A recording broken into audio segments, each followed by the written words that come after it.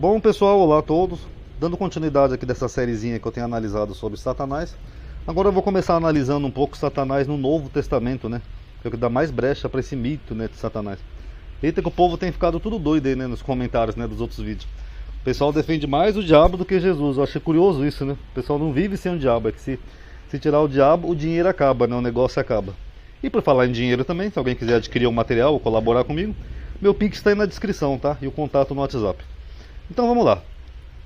O Novo Testamento utiliza dois termos distintos, mas similares, né, que tem o mesmo sentido, que é o termo Satanás, que é esse aqui, ó, Satanás, e diabo, que é esse aqui, ó, diabolos, em grego. Ambos equivalentes de Satã em hebraico, que é Satã, sendo Satanás aqui esse primeiro adversário, inimigo, e esse outro aqui, o diabolos, tem o sentido também de acusador, tá bom? Mas são esses dois termozinhos que o Novo Testamento usa e vai alternando, dependendo do autor. E mesmo no Novo Testamento, nós vemos o termo sendo aplicado a humanos, pessoas humanas, que nem eu mostrei lá para vocês, Satanás, lá, o adversário de Salomão era um Satã, no censo de Israel, Deus virou um Satã, etc. Então, você vê que o termo é só um substantivo. E no Novo Testamento a gente vê também esse termo que é aplicado a humanos, de alguma forma adversavam de alguém ou de algo. Como Pedro aqui, por exemplo, o apóstolo Pedro. Jesus diz assim, ó: desde então, Jesus começou a mostrar aos seus discípulos que convinha a ir a Jerusalém e padecer muitas coisas, dos anciãos, dos principais, dos sacerdotes, dos escribas, e ser morto e ressuscitar ao terceiro dia. O que Jesus está falando? Que ele ia passar por muitas coisas. Ele ia padecer, ser morto, etc. Aí Pedro, tomando-o de parte, começou a repreendê-lo. Pedro começou a repreender Jesus, dizendo: Senhor, tem compaixão de ti. Então Pedro estava com dó de Jesus. De modo nenhum te acontecerá isso. Aí ele, porém, se voltou para Pedro e disse para quem? Para um ser espiritual? Eita, que está caindo um pé d'água, pessoal. Até minha luz apagou aqui. Não, para Pedro. Para trás de mim, Satanás, que me serves de escândalo, porque não compreende as coisas de Deus, mas só as que são dos homens. Então, com quem que Jesus estava falando aqui? Era com um ser espiritual? Não, era com o próprio Pedro, porque Pedro estava se opondo ao que deveria acontecer. Pedro se encheu de compaixão. Inclusive é comum algumas pessoas falarem assim, né, que aqui o diabo estava usando Pedro aqui no momento. Eu digo, então o diabo é bonzinho, pessoal? Porque o diabo aqui se moveu de compaixão de Jesus, ó, porque ele ia sofrer, ó. Tem de compaixão de ti. Então não era nem o diabo, era o próprio Pedro, e Jesus estava chamando ele de Satanás. Então só por essa informação inicial aqui, a gente começa a perceber que Satanás no Novo Testamento tem o mesmo sentido do Velho Testamento. De adversário, de inimigo, opositor, de alguém que se opõe a algo. Porque aqui no caso de Pedro, ele estava se opondo ao que deveria acontecer com Jesus. Ele estava adversando. Mas a primeira vez que esse termo aparece no Novo Testamento, que é o termo que dá mais problema e faz as pessoas acreditarem no ser espiritual, é na tentação de Jesus, que a gente vai ver aqui agora nesse vídeo.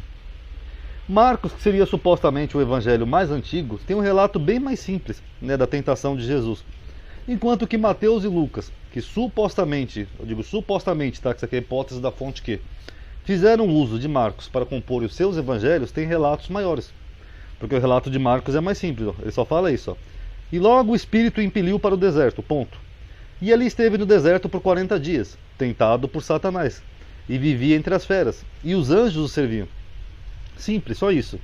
Já no relato de Mateus e Lucas, eles colocam as 3 tentações, que é transformar a pedra em pão.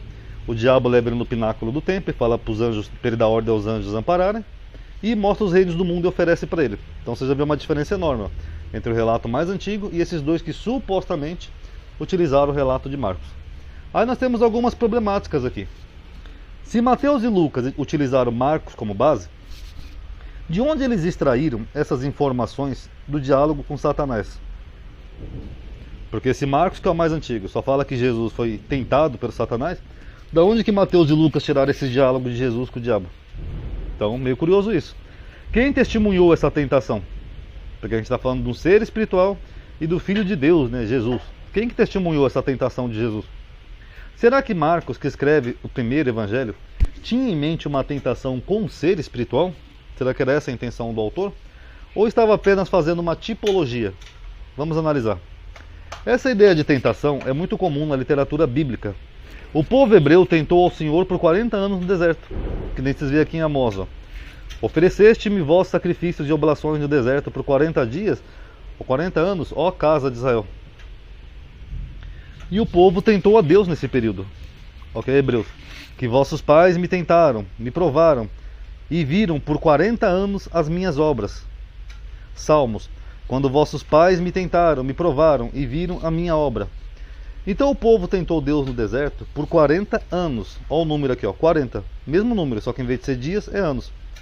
O diabo tentou Jesus, o novo Deus no deserto, por 40 dias. Mesma coisa. Então isso é uma tipologia, ó. Deus do Velho Testamento foi tentado por quem? Pelo povo hebreu. Por 40 anos. Já no Novo Testamento nós temos o quê? Jesus, que seria o novo Deus. Ou o novo foco principal, né? Uma nova divindade, Jesus. E Jesus é tentado o quê? Por 40 dias. Só que ao invés de ser pelo povo, é pelo tal diabo. Então a intenção do autor é fazer algo de Jesus semelhante ao pai dele. Tanto que as tentações de Jesus são as mesmas que o povo fez no deserto. Ó. Fome. Jesus estava com fome, aí o diabo fala, transforma essas pedras em pão. É que nem aqui no Êxodo, ó. Quando o povo reclama com Moisés, que falam que lá no Egito eles comiam pão até se fartar.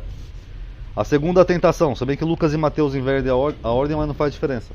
É a ajuda, né? Que o diabo fala que se ele pular de lá de cima, os anjos iriam ajudar ele, né? Segurar. Ou seja, ele ia ter uma ajuda divina. Que nem o povo aqui no deserto, que Deus mandou serpentes abrasadoras, aí depois mandou um tipo de ajuda para o povo. E os reinos, né? Que o diabo oferece os reinos para Jesus, todos os reinos do mundo, enquanto que aqui no deserto a promessa para o povo era da terra prometida, que seria o reino de Israel. Basicamente é mesmo, algo similar. Agora, se nós formos tomar como literal que havia ali um ser espiritual com Jesus, ficam algumas perguntas. Primeiro, o diabo oferece a Jesus todos os reinos do mundo, mas a Bíblia diz que Deus é o dono de todo ouro e toda prata. Então o diabo estava subestimando a inteligência de Jesus, oferecendo algo para ele que tecnicamente já seria dele, ainda mais para os que acreditam em trindade. Lembrando que aqui reinos do mundo, pessoal, é uma referência a Israel, tá? Não é todo o planeta como algumas pessoas entendem.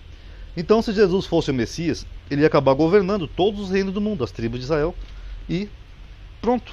Então, por que o diabo estaria oferecendo para Jesus algo que tecnicamente já seria dele? Só se ele estivesse subestimando a inteligência de Jesus. A Bíblia diz que Deus não pode ser tentado pelo mal. Agora, os cristãos entendem, né, os trinitarianos, que Jesus é Deus. Mas aqui em Tiago fala, ó, ninguém sendo tentado diga, de Deus sou tentado, porque Deus não pode ser tentado pelo mal. E aí, como é que fica então Jesus sendo tentado pelo diabo? Ele não era Deus? Então, fica confuso aí para os trinitarianos. Por que Jesus não expulsou ou destruiu Satanás, mas permitiu um relativo diálogo com ele? Eles não são arqui-inimigos? Não é certo que não era ele já ter destruído Satanás ali naquele momento? Ou será que era porque não era um ser, mas o próprio Jesus? Vamos analisar. Como vimos acima, quando Pedro se opõe a algo que deveria acontecer, Jesus o chama de Satanás, porque Pedro estava tendo uma ideia oposta, adversa ao que deveria acontecer, que nós vimos ali em cima. Da mesma forma, Jesus, quando vai jejuar, ele começa a ter ideias adversas acerca do seu caráter messiânico. Se ele deveria ser um rei, como diziam as profecias, ou apenas pregar o amor. Que nem aqui, ó, o diabo oferece para ele todos os reinos do mundo. Então ele fica pensando, será que eu devo ser um rei, como foi o rei Davi, e ser o Messias conforme os judeus esperam?